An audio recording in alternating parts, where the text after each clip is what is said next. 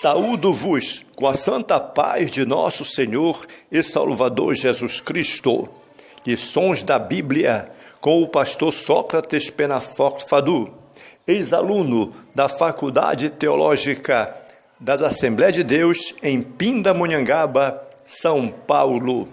Hoje estaremos ministrando a lição de número 10, aqui da Igreja Evangélica Assembleia de Deus, SEMEADAP, na cidade de Mazagão do Amapá, sob os cuidados pastorais do pastor Everton e missionária Socorro. Assunto da lição: só o Evangelho muda a cultura humana. Lemos em 1 Tessalonicenses, capítulo 1 versículo 9, porque eles mesmos anunciam de nós qual a entrada que tivemos para convosco e como dos ídolos vos convertestes a Deus para servir ao Deus vivo e verdadeiro. Podemos perceber que, em consequência do pecado, não há culturas inocentes nem inofensivas, mas todas elas podem ser transformadas pelo Evangelho de nosso Senhor e Salvador Jesus Cristo, porque o Evangelho transforma, o Evangelho abençoa, o Evangelho levanta, o Evangelho corrobora, o Evangelho transforma o homem velho em uma nova criatura. Portanto, o próprio Jesus declarou que ide por todo o mundo e pregai o Evangelho a toda criatura. Isto para provar que só o Evangelho muda a cultura humana para melhor. E a Bíblia relata que o ser humano foi atingido pelo pecado original. Por isso, suas ações carregam essa herança negativa. Por causa do pecado, o homem está inclinado ao mal. Entretanto, a palavra de Deus mostra que o ser humano é a imagem de Deus. Ainda que a consequência do pecado fosse trágica, ele não perdeu essa imagem. Assim, é possível ver o homem produzir coisas boas. Nesse sentido, podemos afirmar que a cultura que o ser humano produz traz consigo a herança do pecado, mas também a herança da imagem de Deus. Por isso, há aspectos positivos e aspectos negativos na cultura humana. Portanto, o Evangelho propõe restaurar o ser humano todo e, assim, como consequência, fazer com que ele produza cultura que glorifique a Deus em todos os aspectos humanos. Portanto, você e eu aprenderemos muito bem que a cultura humana, através do prisma da Bíblia Sagrada, traz o esclarecimento à nossa vida. Nosso intento aqui hoje é mostrar que nenhuma cultura pode ser tida como neutra ou inofensiva, jamais, porque todas elas acham-se comandadas pelo pecado de Adão, ou atingidas, ou comprometidas. Então, poderemos, você e eu, veremos aqui que a cultura humana tornou-se o abrigo natural do homicídio, do sexo depravado, da usura e da rebelião contra Deus. o que vamos trabalhar em reverter este quadro para a glória de Deus. Mas a boa notícia é que o Evangelho de Cristo pode transformar qualquer cultura para a glória de Deus. Quanto a nós, Igreja de nosso Senhor e Salvador Jesus Cristo, não nos conformemos com este mundo que jaz no maligno, como fez Israel e Judá, por aceitar todas as impurezas das culturas vizinhas e longínquas. Ambos os reinos foram destruídos. Temos que vigiar para não sermos destruídos pelos pecados deste mundo, pelo horror deste mundo contra Deus. Mantenhamos as nossas propriedades como povo de Deus. Os irmãos aqui de Tessalônica são um exemplo para todos nós, por terem colocado em prática a sua fé no Senhor, testemunhando de Cristo em diversos lugares. Ponto de número 1, o que é a cultura? De acordo com a Bíblia Sagrada, o ser humano foi criado para fazer e produzir cultura a partir da criação divina. Neste tópico, por exemplo, podemos entender ainda que é a cultura dos gentios e a cultura do povo de Deus. Cultura, na verdade, no princípio aqui, a cultura tinha a ver apenas com o cultivo da terra, visando a produção de alimentos.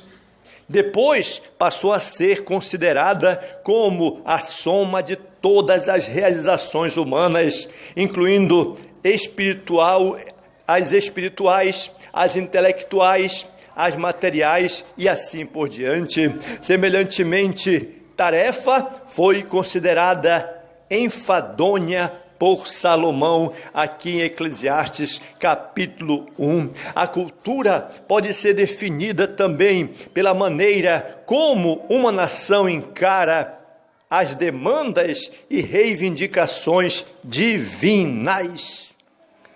Aqui podemos observar ainda a cultura dos gentios, por haverem eles perdido o verdadeiro conhecimento de Deus, que lhes havia transmitido o patriarca Noé. Logo após o dilúvio, os seres humanos passaram a adorar a criatura em lugar do Criador.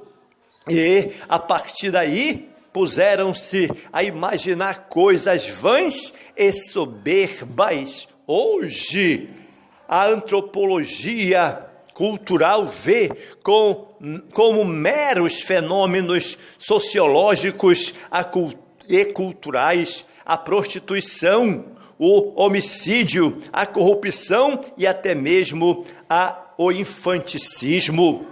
O que nós precisamos ter cuidado para que o maligno não semeie a miséria no coração do ser humano e ninguém questione. Usando a palavra de Deus, precisamos combater todo tipo de coisa contrária à palavra de Deus. Aqui, na cultura do povo de Deus, já foi diferente. A visão do povo de Deus quanto à cultura nem tem como fundamento a Bíblia Sagrada, a inspirada, inerrante e completa palavra de Deus. O povo de Deus baseia a sua cultura na Bíblia Sagrada. Por essa razão, tudo quanto fazemos tem como base esta proposição: a terra é do Senhor. A nossa vida é do Senhor, a nossa família é do Senhor. A nossa casa é do Senhor, a nossa cidade é do Senhor, o nosso país é do Senhor, o nosso mundo é do Senhor. Haja visto que os filhos de Israel, eles consagravam ao Senhor até mesmo suas colheitas. Devemos consagrar tudo que é em nós bendiga ao nome do Senhor. Portanto, tudo quanto fizermos tem de ser aferido por este mandamento apostólico. Portanto, que comais, quer bebais, ou façais qualquer outra coisa, fazei tudo para a glória de Deus. Isto o apóstolo Paulo quis anunciar, que tudo que nós devemos fazer, que seja para glorificar o nome do Senhor. Logo, a cultura é a forma de todas as realizações somada das realizações humanas, que inclui espirituais, intelectuais e materiais. Ponto de número 2. Uma cultura dominada pela iniquidade. Aqui percebemos que o homem foi posto no Éden para lavrar a terra e fazer cultura a partir da criação divina, mas devido ao pecado, toda a cultura humana pôs-se contra Deus. Mas na cultura original, por exemplo, se a terra é do Senhor, todos deveriam saber que neste mundo não passamos de servos de Deus. Logo, tudo quanto produzimos deveria ser um reflexo da glória do Criador. Se não tivéssemos caído em pecado, nossa cultura seria uma extensão da divina, mas por causa da queda, a humanidade passou a trabalhar contra Deus. Percebemos ainda que existe a cultura do homicídio, que, como resultado da apostasia de Adão, o homicídio é rapidamente incorporado à cultura humana. Hoje, percebemos isto, haja visto que Lameque, para lembrar a morte de 2 homens, escreveu um poema. Os heróis daquele tempo eram os vilões que se davam à opressão e à matança. Hoje vemos aqueles dias replicarem-se em todos os segmentos sociais. A cultura da morte não mudou. O que dizer do aborto, da eutanásia e da cruel indiferença ao próximo? Tudo isso está em uma cultura do homicídio. Precisamos abolir em nome de Jesus e tomar a cultura da vida para a glória de Deus. Ainda percebemos aqui a cultura do erotismo. Nessa cultura também impregnou rapidamente pela cultura da humanidade. O casamento foi logo banalizado. A fraqueza moral iniciada pelo homicida Lameque fez-se cultura. A promiscuidade precisou apenas de um exemplo a fim de espalhar-se.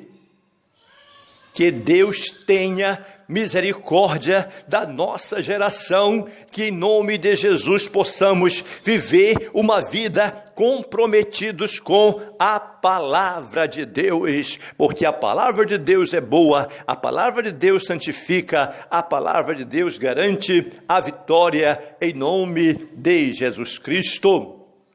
A cultura do consumo irrefreado também aparece na atual conjuntura. Essa cultura do mundo pré-diluviana, quanto ao consumo desenfreado, em nada diferia da nossa. Naquele tempo, as pessoas já tomadas pela apostasia não faziam outra coisa senão comer e beber, viver em uma orgia. Hoje, gasta-se exageradamente naquilo que não satisfaz. É o consumo pelo consumo. Eis o resultado de toda essa gastância. Famílias endividadas e muita gente à beira da miséria. Portanto, sejamos providos e não pródigos, na verdade.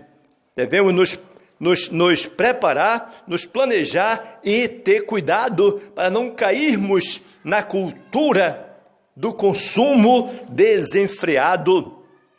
Logo, o homem foi feito para lavrar a terra e fazer cultura, mas por causa do pecado, a cultura humana pôs-se contra o próprio Deus.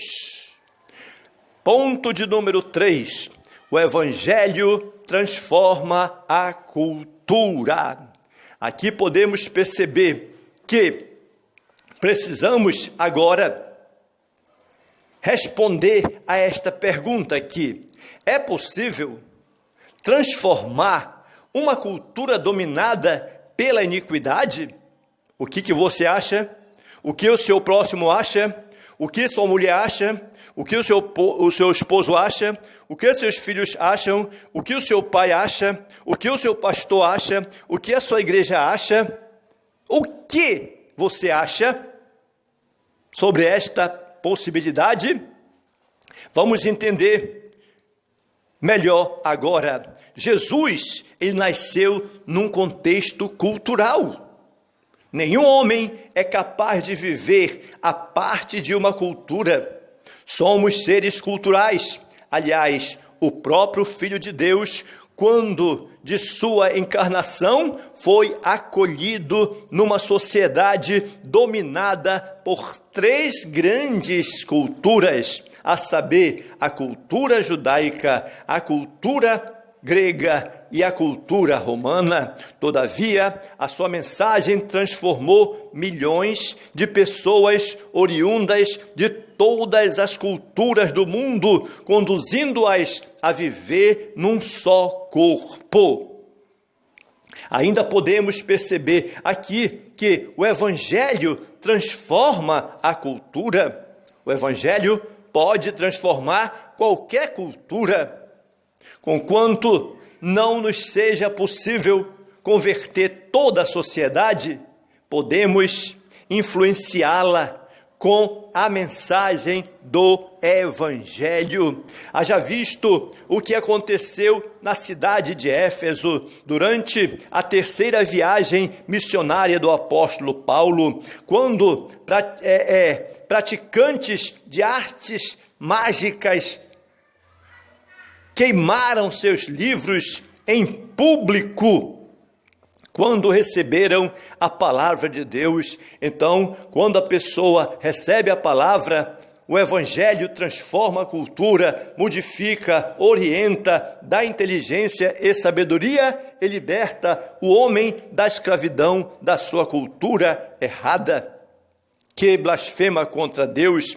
Se quisermos de fato transformar o nosso país, devemos evangelizá-lo de acordo com o modelo da palavra de Deus em Atos dos Apóstolos, capítulo 1 e versículo 8, quando Jesus disse para o seu discípulo: mas ficai na cidade de Jerusalém, até que do alto sejais revestidos de poder.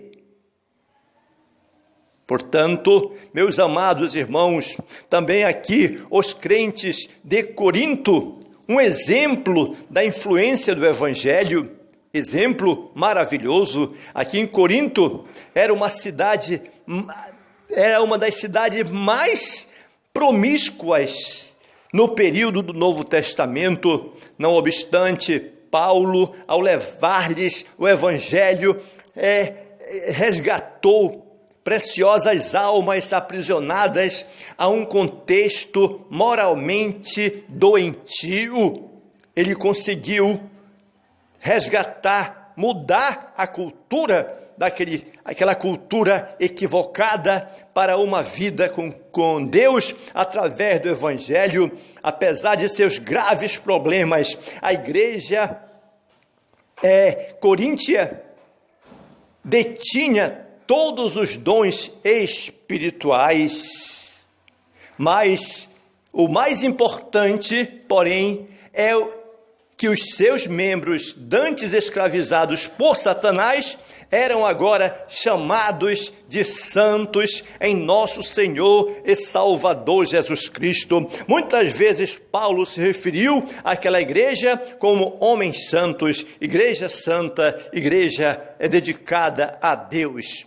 Portanto, o Evangelho pode transformar a cultura dominada pela iniquidade. Portanto, prega o Evangelho, anuncia o Evangelho, leva a palavra, anuncia a palavra, dia e noite, todo tempo, em nome de Jesus Cristo, porque você vai estar semeando a palavra, semeando a boa semente, e ela vai crescer a seu tempo e vai frutificar. A cultura atual, por exemplo, em nada difere da pré-diluviana. No entanto, podemos influenciá-la através da pregação do Evangelho de Cristo. Se levarmos a sério a promessa de Atos dos Apóstolos, capítulo 1 e versículo 8, viremos não apenas influenciá-la, mas igualmente transformá-la. Porque o Evangelho é o poder de Deus para a salvação de todo aquele que nele crê. Afinal, somos o sal da terra e a luz do mundo. Somente a Igreja de Cristo reúne essas propriedades tão raras para abalar as estruturas deste mundo que jaz no maligno. Portanto, sejamos santos em toda a nossa maneira de viver. Evangelizemos e façamos missões em nome de Jesus. É a ordem de nosso Senhor e Salvador Jesus Cristo. Ide por todo o mundo e pregai o Evangelho a toda criatura. Ide ensinando-as a guardar tudo que eu tenho mandado e batizando-as em nome do Pai, do Filho e do Espírito Santo. Nós, meus irmãos, podemos transformar a cultura da sociedade atual, como fez o apóstolo Paulo em Tessalônica, aplicando, pregando, ministrando o Evangelho de nosso Senhor e Salvador Jesus Cristo, porque só o Evangelho muda a cultura humana. Jesus Cristo é